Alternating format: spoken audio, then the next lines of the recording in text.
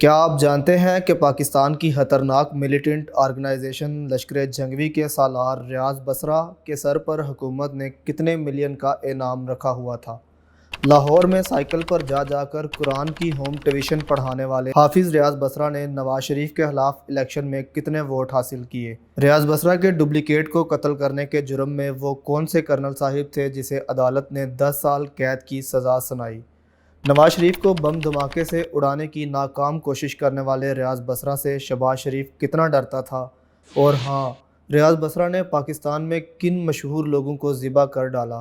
تو دوستو، آج کی ویڈیو میں لشکر جنگجوی کے بانی اور پاکستان میں ہزاروں اہل تشیع کے قاتل ریاض بصرہ کے بارے میں 15 دلچسپ فیکٹس آپ کے ساتھ شیئر کیے جائیں گے، اور آپ دیکھ رہے ہیں بیسٹ انفو چینل اور میں ہوں رانا عمر فاران۔ نمبر 1، لشکر جنگجوی کے بانی ریاض بصرہ نے ایک موقع پر نواز شریف کو مخاطب کرتے ہوئے کہا تھا: نواز شریف میرے کارکن اتفاق فاؤنڈری کے ملازم نہیں جو تو ان کو بھٹیوں میں جلا دے گا اور تمہیں کوئی پوچھنے والا نہیں ہوگا۔ یاد رکھو، ہم اپنے ایک ایک کارکن کے خون کے ایک ایک قطرے کا حساب لیں گے، جلد یا بدیر، لیکن لیں گے ضرور۔ نمبر 2، نامور صحافی جواد فیضی کے مطابق ریاض بصرہ خود اخبار والوں کو فون کر کے اپنا اگلا ٹارگٹ بتایا کرتا تھا۔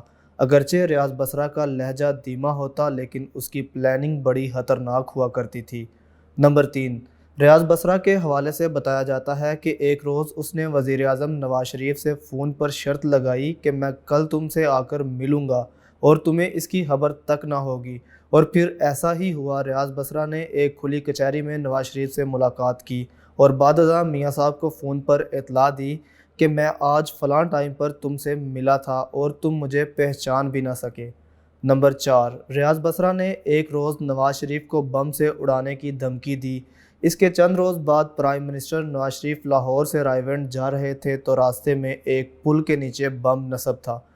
ابھی نواز شریف کا قافلہ گزرے چند سیکنڈز ہی ہوئے تھے کہ ایک خوفناک دھماکے سے سارا علاقہ لرز اٹھا، جبکہ نواز شریف محفوظ رہے۔ نواز شریف پر ناکام قاتلانہ حملے کے بعد ریاض بصرہ نے شہباز شریف کو بھی دھمکیاں دینا شروع کیں۔ تب ریاض بصرہ ڈرونے خواب کی طرح شہباز شریف اور پولیس والوں کے اعصاب پر سوار تھا۔ نمبر 5، 90 کی دہائی میں ریاض بصرہ کی دہشت پورے پنجاب پر قائم ہو چکی تھی، جس کا اندازہ آپ یوں لگا لیں کہ نواز شریف اور شہباز شریف نے کھلی کچہری میں بیٹھنا چھوڑ دیا تھا۔ نمبر 6، یہ 15 جنوری 1996 کی ایک صبح تھی۔ پرائڈ آف پرفارمنس ایوارڈ پانے والے اردو کے نامور شاعر اور مذہبی شخصیت محسن نقوی کو مون مارکیٹ لاہور میں خون سے نہلا دیا گیا۔ ان کے قتل کے مقدمے میں ریاض بصرہ کو نامزد کیا گیا تھا۔ پوسٹ مارٹم رپورٹ کے مطابق محسن نقوی کے جسم میں 45 گولیاں لگی تھیں۔ یاد رہے کہ محسن نقوی سابق وزیر اعظم بے نظیر بھٹو کے مشیر بھی رہے تھے۔ نمبر 7، ریاض بصرہ کی ماں نے ایک موقع پر بتایا تھا کہ میرا بیٹا گھر سے حافظ قرآن بننے نکلا تھا، لیکن وہ کبھی گھر لوٹا ہی نہیں۔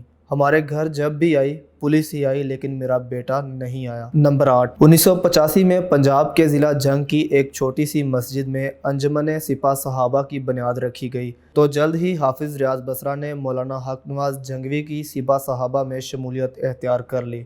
1988 میں حافظ ریاض بصرہ کو سپاہ صحابہ کا سیکرٹری اطلاعات بنایا گیا اور وہ لاہور اچھرا میں آ کر رہنے لگے۔ نمبر 9، ریاض بصرہ نے اپنی جوانی کے کئی برس افغانستان میں گزارے اور وہ روسی فوج کے خلاف بسر پیکار مجاہدین کے گروپ میں شامل رہا۔ نمبر 10، سال 1990 میں پاکستان میں موجود ایرانی سفارتکار صادق گنجی کو قتل کر دیا گیا، جس کے الزام میں ریاض بصرہ گرفتار ہو کر جیل کے مہمان بن گئے۔ اپریل 1994 کو ریاض بصرہ سب کو چکمہ دے کر احاطہ عدالت سے فرار ہو گیا اور پھر ساری زندگی پولیس کے ہتھے نہیں چڑھا۔ نمبر 11، ریاض بصرہ کے حوالے سے شاید یہ بات کوئی بھی نہیں جانتا، ایک زمانے میں اس نے قومی اسمبلی کا الیکشن بھی لڑا تھا۔ جی ہاں، 1990 کے جنرل الیکشن میں لاہور کے حلقہ این 95 سے اسلامی جمہوری اتحاد کے سرہیل میاں محمد نواز شریف امیدوار تھے۔ ریاض بصرہ نے ان کے خلاف آزاد حیثیت سے الیکشن لڑا، جس میں انہیں صرف 229 ووٹ مل سکے۔ نمبر 12، کرنل خورشید افریدی وزیر اعلیٰ پنجاب میاں شہباز شریف کے پہلے دورے حکومت میں CID پنجاب کے سربراہ تھے۔ کرنل صاحب نے ریاض بصرہ کو 5 لاکھ روپے چندہ دینے کا لالچ دے کر ان سے ملنے کا پلان بنایا، جب وہ ملاقات کے لیے سرگودا پہنچے تو وہ ریاض بصرہ کو دیکھتے ہی ان پر حملہ آور ہوئے اور اسے قتل کر دیا گیا۔ اگلے روز پاکستان کے تمام اخباروں نے یہ خبر لگائی کہ کرنل ریٹائرڈ خورشید افریدی نے ریاض بصرہ کو مار ڈالا، لیکن جب لاش تصدیق کے لیے ریاض بصرہ کی والدہ کے پاس لائی گئی تو وہ کہنے لگی کہ مرنے والا میرا بیٹا نہیں ہے۔ واضح رہے کہ کرنل صاحب سے ملاقات کے لیے ریاض بصرہ نے اپنے ہم شکل شہزاد وڑائچ کو بھیجا تھا۔ بعد ازاں شہزاد وڑائچ کے اہل خانہ نے کرنل خورشید پر مقدمہ کر دیا، جس میں عدالت نے کرنل صاحب کو 10 سال قید بامشقت کی سزا سنائی تھی۔ نمبر 13، لشکر جنگوی کا سربراہ ریاض بصرہ سینکڑوں نہیں بلکہ ہزاروں شیعوں کو اعلانیہ قتل کر چکا تھا۔ یہی وجہ تھی کہ لشکر جنگوی کی قیادت پر درجنوں مقدمات قائم تھے۔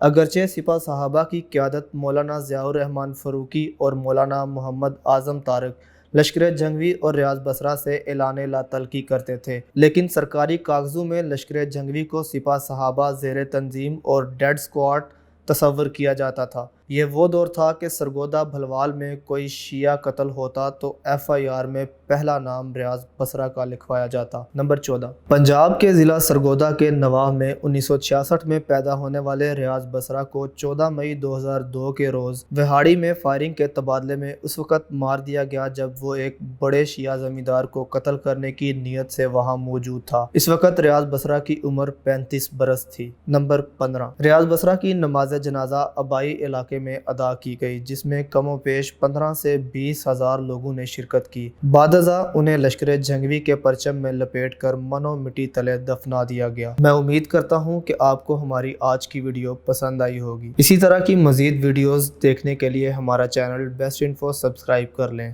اللہ آپ کا حامی و ناصر ہو۔